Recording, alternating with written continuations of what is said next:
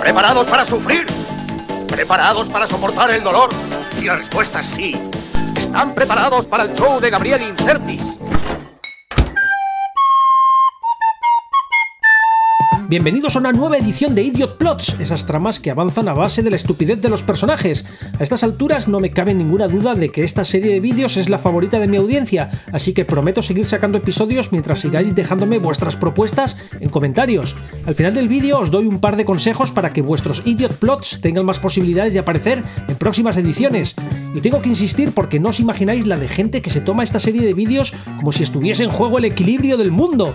Se trata solo de entretenimiento, así que no te tomes demasiado en serio si yo o alguien decimos algo que no te gusta de tu peli o serie favorita.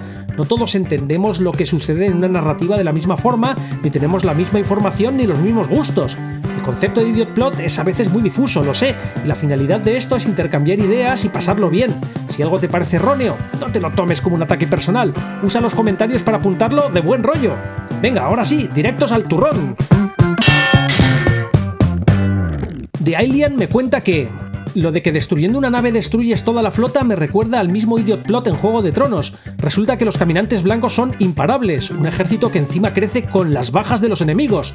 ¿Cómo pueden nuestros héroes derrotarlo? Fácil, resulta que si te cargas al Rey de la Noche, destruyes a todos. Truco de guión muy barato que anticipa un final cutrillo.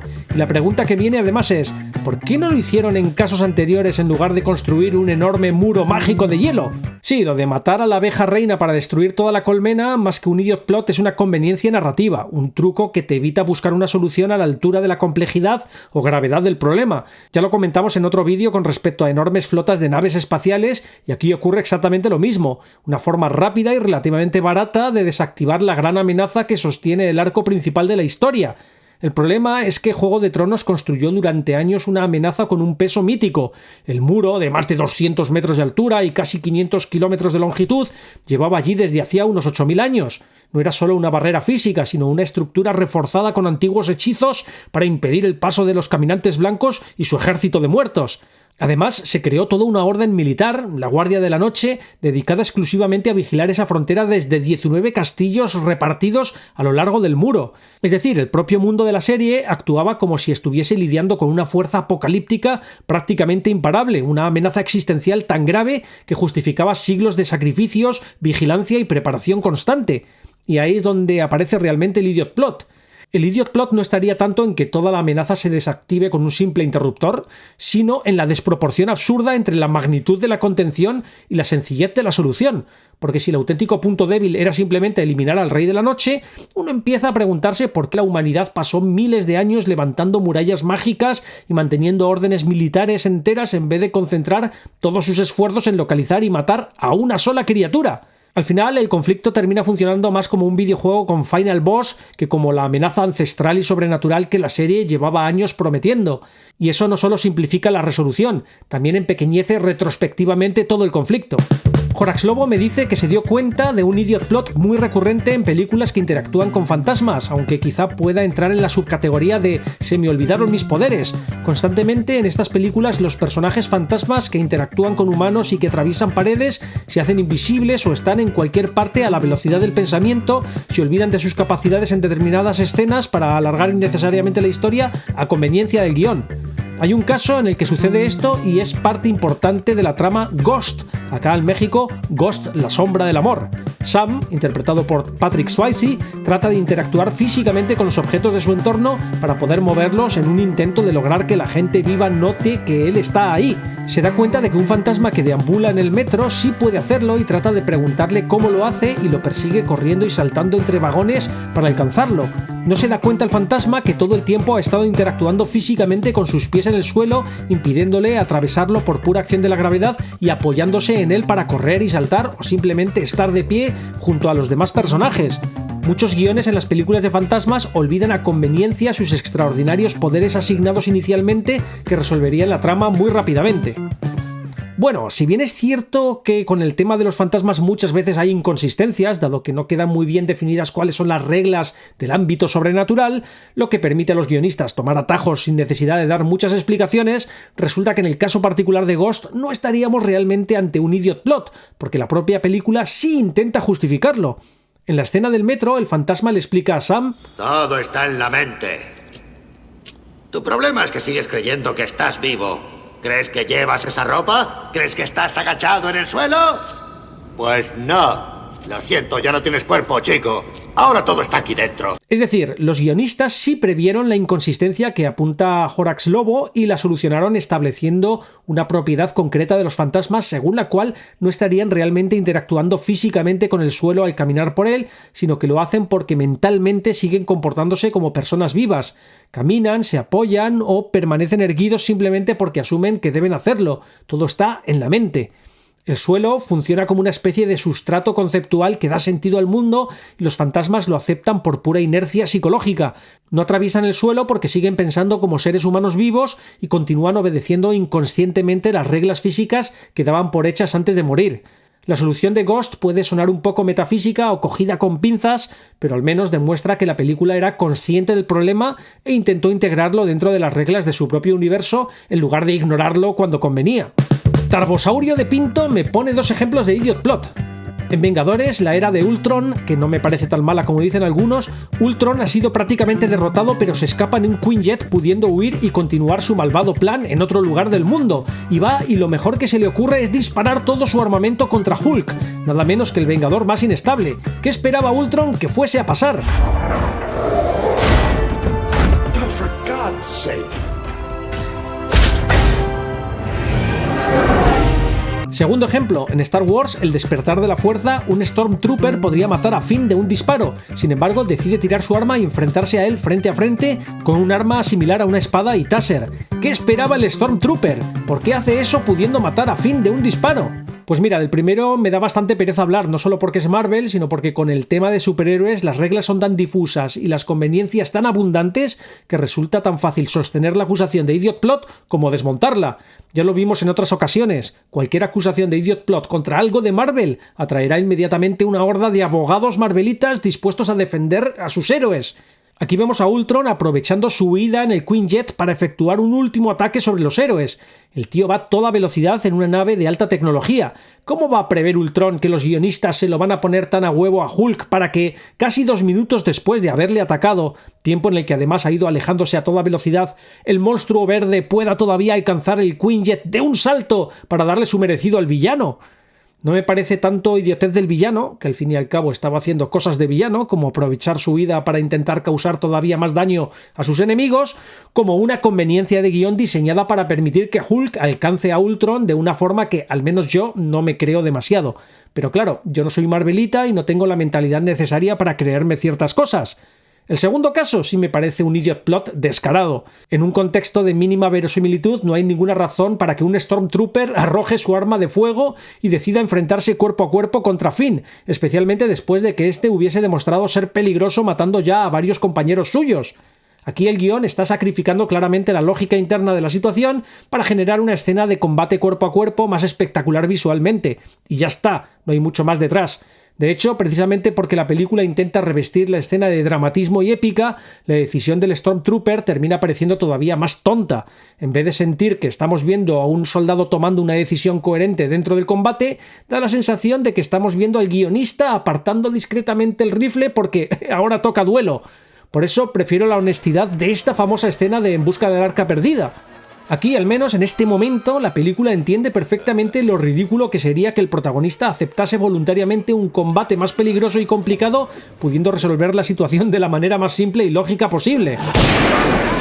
Alex Felipe me cuenta con respecto a la mítica escena del tornado en El Hombre de Acero que el peor sitio para refugiarse de un tornado es debajo de un puente. La gente de una zona de tornados nunca lo haría. Sí, ya es la tercera vez que hablamos de esta escena y este aspecto particular no se me había ocurrido. Efectivamente, uno de los peores sitios para refugiarse durante un tornado es debajo de un puente. De hecho, es extremadamente peligroso. Los puentes y pasos elevados actúan como un túnel de viento, estrechan el espacio y aceleran la velocidad de las corrientes, creando una corriente de succión. Además, el puente no detiene los escombros, que se convierten en proyectiles mortales en esa zona. Así que sí, es bastante improbable que gente que vive en una zona de tornados estuviese mal informada al respecto. Pero aquí, aunque sí estamos ante un comportamiento estúpido, realmente no hablaría de idiot plot, porque de esa decisión concreta no se deriva nada determinante para el desarrollo de la historia. La trama no depende de que los personajes olviden cómo funciona un tornado para poder avanzar. El verdadero idiot plot con los tornados trasciende la pantalla, porque estas películas de Hollywood inadvertidamente están transmitiendo información falsa al público. Si ves a tus héroes favoritos esconderse bajo un puente mientras sobreviven milagrosamente al tornado, es lógico que mucha gente termine pensando que eso es exactamente lo que hay que hacer. Craso error. Peor aún si los que cometen tal temeridad nos son presentados como expertos en tornados, como ocurre en Twister y luego en su secuela, Twisters. Sí, la protagonista, Kate, lo dice claramente. Los pasos elevados son lo peor en tornados, pero va al paso elevado a refugiarse igualmente e incluso sobrevive. Es decir, la película reconoce que la idea es absurda y peligrosa, pero igualmente necesita la escena espectacular y emocional, así que termina contradiciendo su propio mensaje visualmente. Y claro, el espectador no se queda con la frase técnica. Se queda con la imagen de la protagonista salvándose debajo del puente. No es precisamente un mensaje muy responsable, ¿eh, Hollywood? Baltasar Pinto Pérez me cuenta que en Volver al Futuro 2, Marty y el Doc dejan a Jennifer inconsciente en un callejón, lo que termina generando otras complicaciones derivadas de una decisión bastante ilógica. Sí, puedo entender perfectamente la acusación de idiot plot, aunque en una comedia alocada de viajes en el tiempo donde ocurren constantemente situaciones absurdas, este tipo de cosas pasan bastante desapercibidas, porque efectivamente no hay ninguna razón lógica para que Doc no hubiese dejado simplemente a Jennifer dentro del DeLorean mientras él y Marty hacían lo que tuviesen que hacer, especialmente teniendo en cuenta que la película nos deja claro que Doc posee información muy concreta sobre ese futuro al que viajan. El hombre sabe exactamente cuándo va a dejar de llover, por dónde va a pasar Marty Jr., en qué momento ocurren determinados eventos. Es decir, se entiende que ha estado allí previamente estudiando la situación al detalle. Y aún así no se dio cuenta de que una patrulla de policía iba a pasar precisamente por el callejón donde decidió abandonar a una adolescente inconsciente. Pues sí, claramente estamos ante una concatenación de conveniencias de guión destinadas a empujar la historia hacia las complicaciones que los guionistas necesitan provocar. Pero curiosamente, aquí el comportamiento sigue resultando bastante coherente con la personalidad del propio Doc, porque aunque el personaje es un genio científico, también es impulsivo, caótico y extraordinariamente temerario. Gran parte del humor de la saga nace precisamente de que Doc mezcla inteligencia extrema con una alarmante falta de sentido práctico para ciertas cosas básicas. Es el típico personaje capaz de calcular las consecuencias espaciotemporales de alterar una línea temporal y al mismo tiempo dejar a alguien inconsciente tirado en un callejón porque está demasiado concentrado en la misión. Así que sí, probablemente sea un idiot plot, pero en el contexto concreto de la franquicia, el carácter caricaturesco del género y la personalidad caótica de Doc hacen que la escena funcione mejor de lo que funcionaría en una película que pretendiese ser mínimamente realista. Capman me dice que en el show de Truman el director del programa quiere evitar a toda costa que el protagonista viaje fuera de su ciudad porque descubriría que vive en una cúpula y para ello elabora dos planes. 1. Hacer creer al prota que vive en la mejor ciudad del mundo. 2. Causarle un recuerdo traumático para que le tenga miedo al mar. Habiendo creado su vida desde cero, se me ocurren muchas más ideas para evitar que salga. ¿Qué tal no poner botes funcionales en el agua que pueda coger? No poner carreteras o agencias de viajes que le hagan desear salir. Hacerle creer que no hay un mundo fuera, solo un enorme abismo. Si todos se lo dijeran, sería una realidad, no podría haber duda. Hacerle creer que vive en una feliz dictadura y poner una hilera de guardias fronterizos que reduzcan a quien intente escapar. O simplemente, siendo muy retorcidos, no mates al padre, vuélvelo tetrapléjico y hazlo sentir culpable para que dependa siempre de él. Pues te diría que sí que hay un punto interesante en lo que cuentas, pero creo que estás pasando por alto algo fundamental que hace que yo no considere que estemos realmente ante un idiot plot. El experimento de Christof, el creador del programa, no consiste únicamente en controlar a Truman. El programa no trata solo sobre un hombre aislado en un decorado, sino sobre la construcción de un universo entero diseñado para parecer auténtico, tanto para Truman como para la audiencia. Esa es la clave. Sea Heaven no es una prisión extraña ni una realidad distópica diseñada exclusivamente para manipular psicológicamente al protagonista. Sea Heaven está construida deliberadamente como una versión idealizada del típico pueblo costero estadounidense. La gracia del programa es precisamente que el espectador pueda reconocer ese mundo como algo familiar, acogedor y aparentemente real. ¿Qué mérito tendría para la audiencia ver a alguien encerrado en una especie de utopía distópica delirante donde no existen carreteras, los barcos no funcionan, hay guardias fronterizos vigilando una falsa dictadura o el mundo termina literalmente en un abismo? Eso convertiría el programa en algo grotesco y artificial, incluso para el público dentro de la propia película, porque el objetivo de Christof no es solo evitar que Truman escape, el objetivo es construir una mentira perfecta, y para que la mentira funcione, el mundo tiene que parecer normal, tiene que parecer nuestro mundo. Por eso las limitaciones que le imponen a Truman son psicológicas y emocionales, no físicas ni abiertamente autoritarias. No quieren que Truman sienta que vive atrapado, quieren que jamás llegue siquiera a plantearse que necesita escapar. De hecho, el miedo al mar funciona precisamente porque encaja dentro de una vida aparentemente cotidiana. La estrategia no consiste en prohibirle salir mediante la fuerza, sino en hacer que él mismo elija quedarse, al mismo tiempo que la audiencia se identifica tanto con Truman como con su entorno. Así que sí, seguramente habría métodos mucho más eficientes para impedir físicamente la huida del protagonista, pero habrían destruido precisamente aquello que hacía valioso el show tanto para la audiencia ficticia como para el propio concepto de la película, la ilusión de normalidad. Evan Trowick dice que nadie habla de esto, pero en la película de Batman me parece un enorme idiot plot que Batman y Gordon no entienden que el rata alada hace referencia a un murciélago, a los cuales sí tiene sentido que se les llame ratas aladas. Cuando escuché lo del rata alada pensé, un murciélago, y me dio un poco de impaciencia que se demoren tanto en descifrarlo. Bueno, para empezar, no eres el único que me ha señalado esto en comentarios. Y para continuar, con este asunto hay un follón tremendo, especialmente entre la audiencia hispanohablante, porque el rata alada realmente no hace referencia directa a Batman. De hecho, aunque Bruce Wayne y Gordon hubiesen asumido desde el principio que el rata alada apuntaba a un murciélago, eso no les habría llevado a ninguna parte. La confusión viene de un juego de palabras en inglés que se pierde por completo en la traducción. Alfred consigue descifrar parte del mensaje que deja de Riddler y descubre la frase You are el rata alada.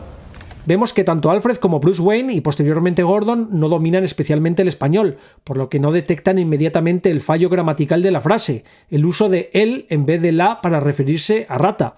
En ese momento ellos parecen tener claro que rata hace referencia a un soplón, algo bastante habitual dentro de la jerga criminal.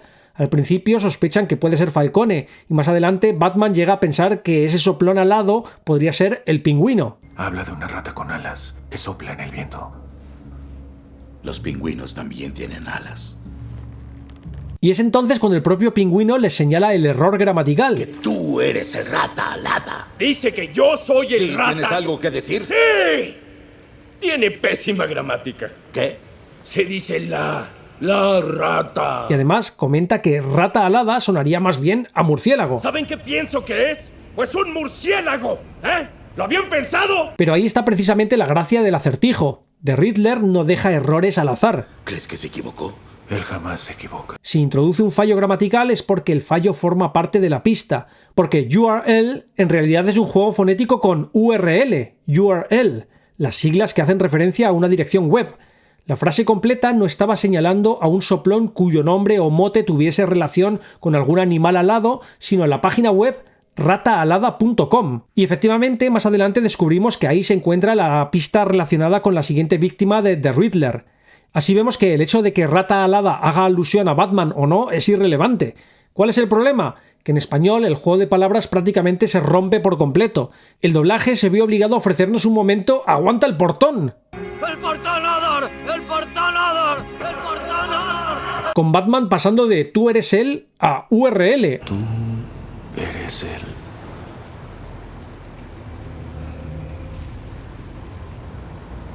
URL. Randolph. Algo que en inglés funciona naturalmente y que en español se pierde totalmente.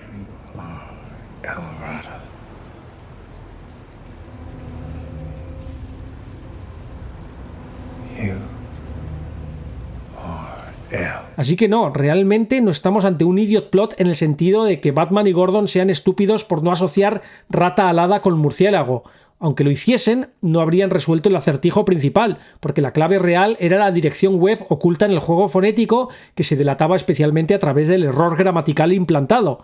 Ahora bien, con todo eso dicho, sí estoy bastante de acuerdo en que resulta poco natural, poco creíble, que a ninguno de los personajes, aunque solo fuese mencionarlo de pasada, se le hubiese ocurrido inmediatamente conectar rata alada con un murciélago, algo que para muchísima gente parecía bastante obvio desde el primer momento.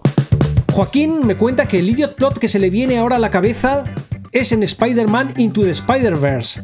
Kingpin quiere recuperar a su esposa e hijo fallecidos. ¿En serio era más viable crear una máquina que, además de viajar por el multiverso, también, a partir del ADN, rastrea individuos y los desplaza hacia otro universo, que crear una máquina que, a partir del ADN, los clone?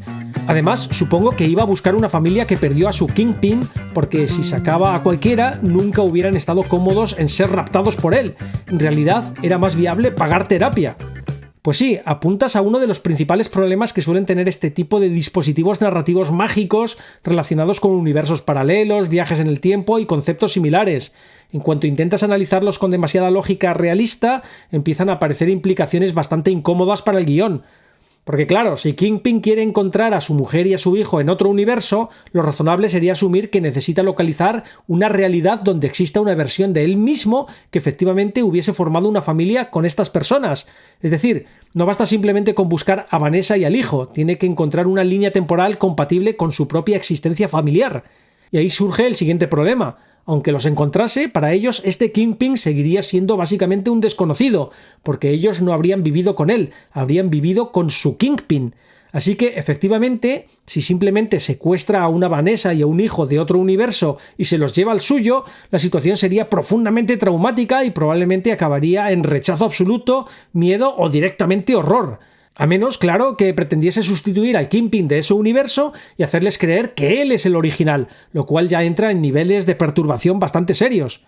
Y sí, desde una lógica puramente pragmática, uno podría preguntarse si no habría sido infinitamente más sencillo dedicar esos recursos tecnológicos a algo como la clonación, la inteligencia artificial, simulaciones o directamente terapia psicológica. Pero aquí es donde creo que el asunto deja de ser exactamente un idiot plot, porque Wilson Fisk, alias Kingpin, no está planteado como un científico racional intentando resolver un problema de la forma más eficiente posible.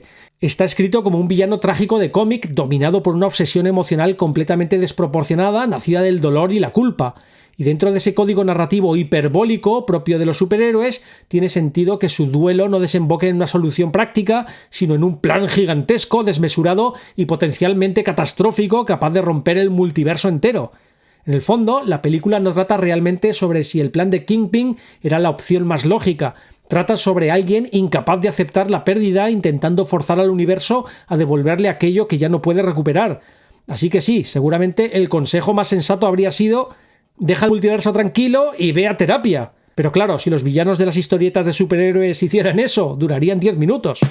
Y esto fue todo por hoy. ¿Tienes buenos ejemplos de idiot plots? Pues aquí van un par de consejos para que tengas más posibilidades de que los saque en próximas ediciones. Si el idiot plot es de una serie, dime la temporada y el capítulo. Y si es una película, el minuto aproximado. Con esto me ahorrarás mucho trabajo de documentación. Doy prioridad a los que me lo pongan fácil. Tampoco des por sentado que yo o la audiencia en general conozcamos la serie o película de la que hablas, así que procura incluir toda la información relevante para que se entienda bien lo que estás contando. E intenta hacer un esfuerzo por cuidar la expresión y escribir mínimamente bien, porque muchos potencialmente buenos idiot plots que me han compartido los he tenido que dejar fuera porque eran ininteligibles o un follón que no había por dónde agarrarlos. Te sugiero que des una releída a tu comentario antes de publicarlo, a ver si lo entiendes tú mismo. Venga, pues ya está, déjame ese like si te ha gustado el vídeo de hoy y no te olvides de suscribirte y activar notificaciones para recibir más mandanga recién hecha. Nos vemos pronto, ¡chao!